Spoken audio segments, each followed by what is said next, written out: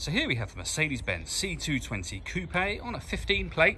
I'm going to start off by showing you around the outside of the car, and then we'll hop in and run through some controls on the inside.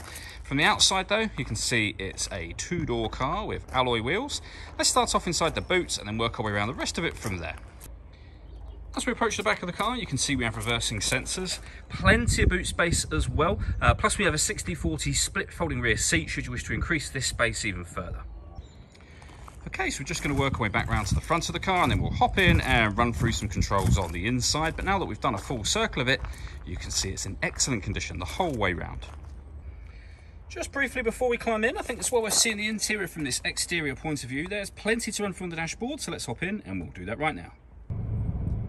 Okay, now that we're inside the car, we're going to start with the dials. On the left-hand side, we have the fuel gauge and coolant temperature gauge. In the middle, we have the speedometer. You can also see the total miles for the car. In the middle there, they are 64,537. And the rev counter is over on the right-hand side.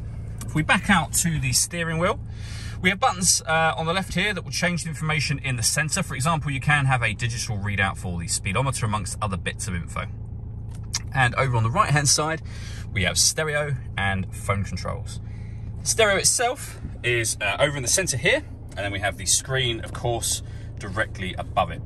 So you can access all of the features that you see here using this dial and the buttons next to it, or you can do things directly off of buttons just here. So any button that you push, you will get that relevant piece of information appearing up above you. So we're on the radio menu there, for example. We can then use the dial to access our preset stations. We can change from DAB to FM, medium wave, short wave, long wave, whatever you want to do there. You can go back a step. And as I say, all of this is being done with the dial that I showed you a moment ago. So very, very easy to use.